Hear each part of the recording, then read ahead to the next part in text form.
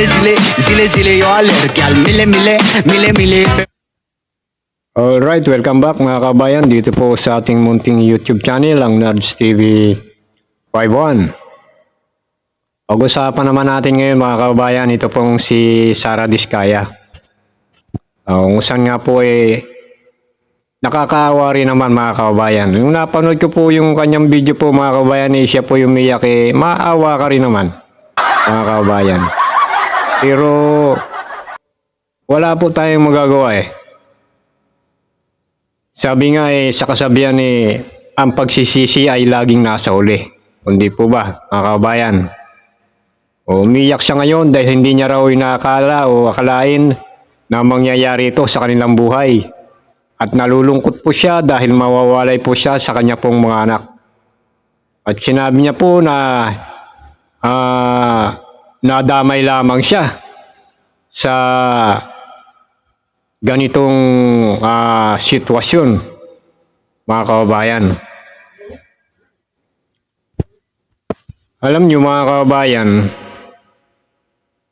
kung lumaban lang sana ng peras itong si Sara Diskaya, naging tapat lang sana sa kanilang mga proyekto at hindi sila nanluloko. Panluloko po kasing ginawa nila mga kababayan Panluloko yan. Hindi nila naisip noon itong mga kababayan natin na naapektuhan ng mga kalamidad, lalo na ng mga pagbaha, na marami pong mga tahanan ang winasak. May mga buhay pang nawala dahil po sa mga malakas na mga pagbaha. Bakit po nagkaganyan? Dahil nga po sa mga flood control na yan na kanila pong mga proyekto. Kung inayos po sana nila yung mga proyekto na yan, lumaban sila ng parehas, hindi po sana magkakaganyan na magkakaroon ng mga malaganap na pagbaha sa Pilipinas. Dahil alam naman po natin halos sila po ang may kontrata. Hindi sila lumaban ng parehas Ang importante sa kanila kumita ng malaki, limpak-limpak na salapi. Hindi na nila inintindi na maaring may mapahamak. Kagaya nga niyan, di po ba sa mga pagbaha, ang daming tahanan na nawasak. Dahil sa kapabayaan nila, hindi sila naging tapat sa kanilang trabaho. Ang importante kasi sa kanila mga kabayan ay kumita ng limpak-limpak na salapi. Tapos ngayon may paiyak-iyak ka. Kung tutusin nakakaawa rin naman mga kababayan, ito pong si Sara Diskaya. Ayun, nung napanood ko po, inaawa rin ako pero gaya nga ng sinabi natin kanina, nasa huli po ang pagsisisi. Ito po, panoorin po natin ang kanya pong video mga kabayan. Pinabualahanan din ni Diskaya ang mga alegasyong siya ang pangunahing responsable sa kasong graft at malversation at iginiit na nadamay lang umano siya. Sa posibilidad na makulong, inamin ni Diskaya na wala umanong handa para sa ganitong sitwasyon.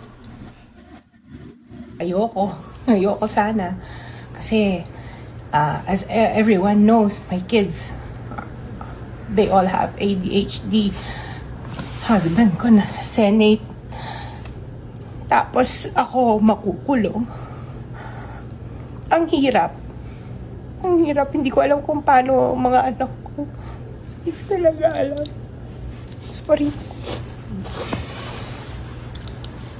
Yung anak niyo ang main concern niyo po, ma'am, of course.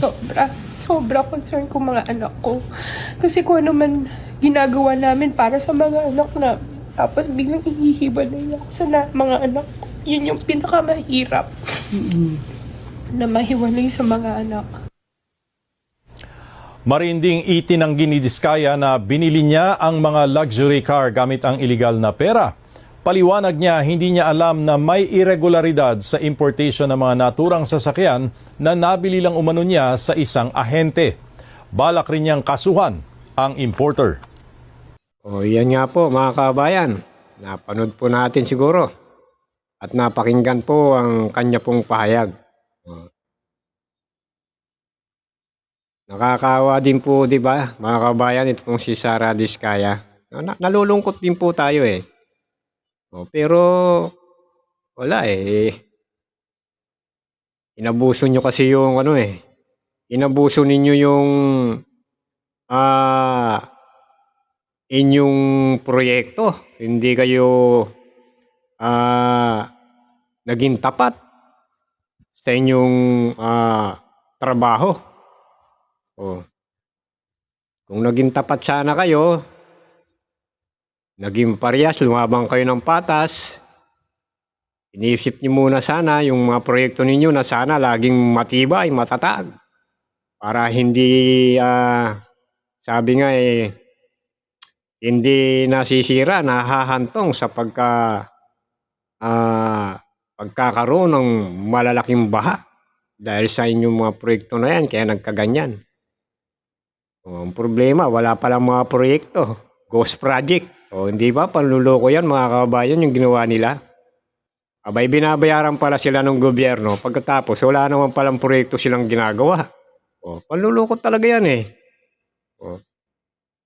kaya yan, ayan ang sinapit mo, kailangan tanggapin mo rin. Tanggapin mong katotohanan na talaga nagkamali kayo.